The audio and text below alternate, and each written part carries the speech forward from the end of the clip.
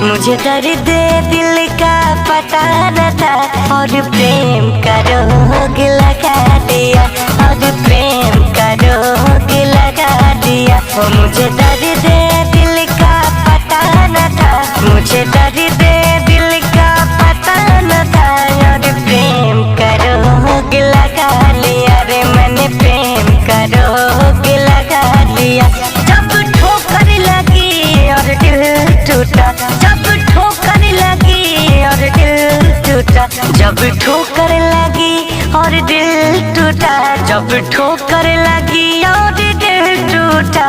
फिर सोचा है हमने ये क्या किया, फिर सोचा है हमने ये क्या किया रे मैंने, प्रेम का रोग लगा लिया।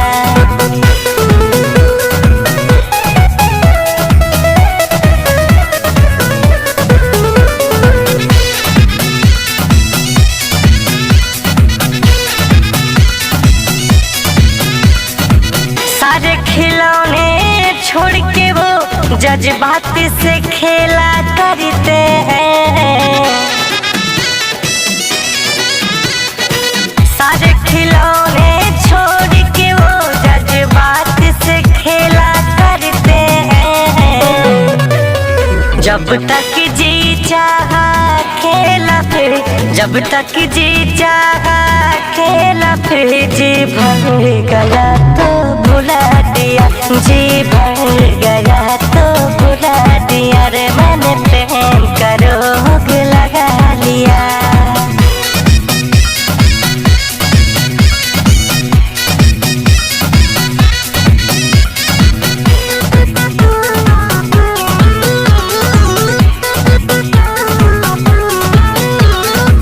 हम तुम्हारे ही रहेंगे ऐसे वादे थे उनके, हाँ हम तुम्हारे ही रहेंगे ऐसे वादे थे उनके। सपने दिखा के लाखों, सपने दिखा के लाखों, फिर अपनी नजर से गिरा दिया, फिर अपनी नजर से गिरा दिया रे मैंने, प्रेम का रोग लगा लिया।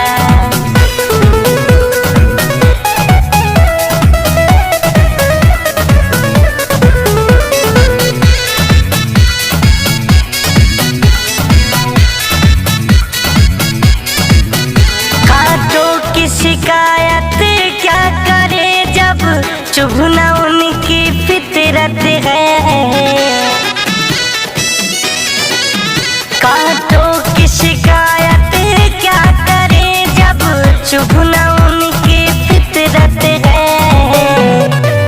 शिकवा है गोविंद उन फूलों से, शिकवा है गोविंद उन फूलों से, शिकवा है गोविंद उन फूलों से, जिसने रितेश को गम दिया, जिसने रितेश को गम दिया।